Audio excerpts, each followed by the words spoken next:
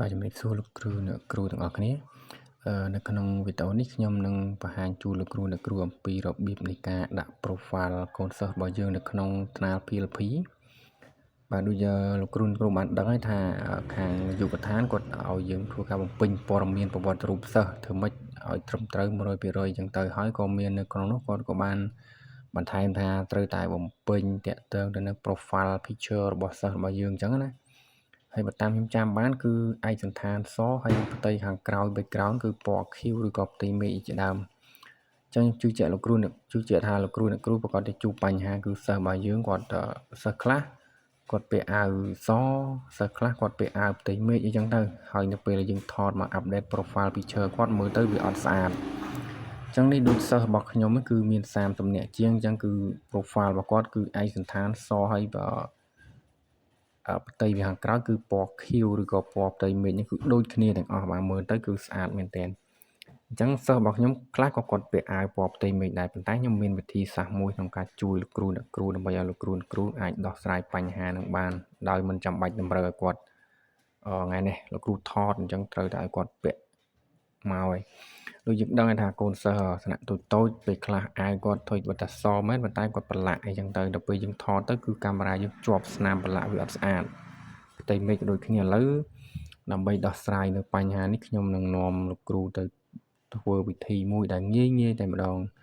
តោះឥឡូវអញ្ចឹងដំបូងលោកគ្រូអ្នកគ្រូគ្រាន់តែថតរូបរបស់កូនសិស្សលោកគ្រូមកបាទថតឲ្យគ្រប់ចំនួនប្រហែលសិស្សលោកគ្រូប្រហែលអ្នកថតឲ្យអស់មកចឹងដោយសារសិស្សខ្ញុំបានថតរួចរាល់ហើយដូចលោកគ្រូឃើញរូបនេះអញ្ចឹងបាទខ្ញុំបានថតរួចរាល់ហើយប៉ុន្តែមើលទៅសភាពអាវរបស់គាត់គឺមិនសូវភ្លឺរលោងទេអញ្ចឹងបន្តមកទៀតគឺខ្ញុំបានកែរូបរបស់គាត់រូបនេះមកជារូបរបៀបនេះបាទលោកគ្រូអ្នកគ្រូបានឃើញថាគឺភ្លឺរលោងហើយមានផ្ទៃ background ស្អាតមែនទែនតោះឥឡូវកុំឲ្យខាតពេលយូរលោកគ្រូទៅធ្វើទាំងអស់គ្នាអញ្ចឹងលោកគ្រូអ្នកគ្រូត្រូវតែមានកម្មវិធីមួយគេហៅថា Chat GPT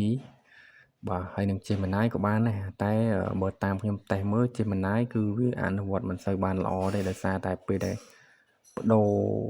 រូបរបស់យើងធ្វើការកែកុនទៅគឺ Gemini បដូរទាំងសភាពមុខមាត់របស់សិស្សទៀតបាទទោះជាយើងប្រាប់ថាមិនឲ្យផ្លាស់ប្ដូរក៏ដោយអញ្ចឹងលោកគ្រូអ្នកគ្រូគ្រាន់តែចូលក្នុង Gemini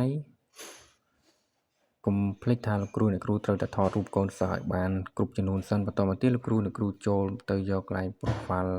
picture របស់លោកគ្រូអ្នកគ្រូរូបថតដែលកូនសិស្សលោកគ្រូអ្នកគ្រូដែលបានថតហ្នឹងអញ្ចឹងខ្ញុំបានយករូបរបស់កូនសិស្សរបស់ខ្ញុំម្នាក់នេះបាទ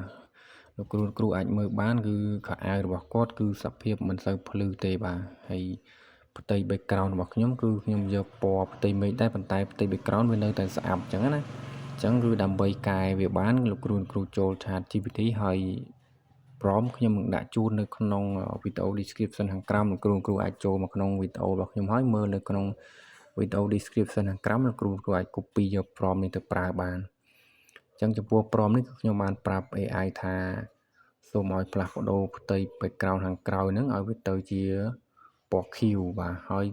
ផ្លាស់ប្ដូរអាវរបស់គាត់ហ្នឹងមកជាអាវពណ៌សបាទសរលោងហើយសូមឲ្យរក្សាមុខមាត់របស់សិស្សគឺនៅរក្សាភាពទម្រង់ដដែលទម្រង់ original បាទមិនកែមុខមាត់របស់គាត់ទេបាទជាការពិតណាស់យើងមិនអាចកែប្រែមុខមាត់កូនសិស្សបានទេប៉ុន្តែយើងអាចធ្វើការកែប្រែសម្លៀកបំពាក់គាត់ឲ្យវាភ្លឺអញ្ចឹងទៅអញ្ចឹងខ្ញុំបានដាក់ព្រមនេះរួចរាល់ហើយខ្ញុំក៏ឲ្យ Gemini គាត់ធ្វើការអញ្ចឹងយើងគ្រាន់តែចុចកន្លែងនេះមកបាទអញ្ចឹងសូមរងចាំបន្តិចសិនបាទលទ្ធផលគឺចេញមកហើយប៉ុន្តែ AI គេសួរយើងថាតើរូបមួយណាដែលយើងចូលចិត្តជាងគេក្នុងចំណោមពីរហ្នឹងអញ្ចឹងរូបទាំងពីរនេះយើងមើលទៅរូបទី1គឺផ្ទៃមុខរបស់សិស្សគឺនៅសារភាពដដែលប៉ុន្តែគេបន្ថែមពន្លឺមើលទៅរៀងភ្លឺបាទហើយរីឯរូបទី2គឺអាវរបស់គាត់ហ្នឹងអាវដដែលទេប៉ុន្តែគេបដូរផ្ទៃពណ៌សតែទម្រង់អាវនៅដដែលហើយរូបទី1ទៅលេខវិញម្ដងទៀតគឺមើលទៅច្បាស់ជាងអញ្ចឹងលោកគ្រូស៊ីសងលើគ្រូយករូបមួយណាប៉ុន្តែពេលខ្លះ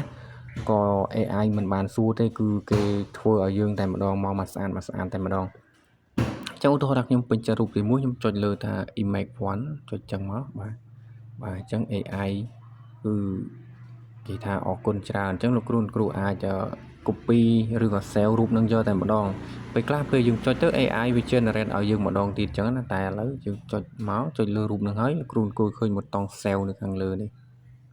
អញ្ចឹងចុចពាក្យថា save តែប៉ុណ្ណឹងទៅគឺរួចរាល់ហើយលោកគ្រូអាចយករូបហ្នឹងទៅចូលទៅក្នុងថ្នាលរបស់លោកគ្រូដើម្បីធ្វើការ upload នៅក្នុងហ្នឹងបានអញ្ចឹងរបៀបនៃការ upload ខ្ញុំជឿលោកគ្រូប្រកាសចេះគឺយើងពេល upload ទៅគឺប្រព័ន្ធគេឲ្យយើងនឹងសេរីទាញឲ្យចំកណ្ដាលហើយយើងធ្វើការកាត់វាអញ្ចឹងទៅ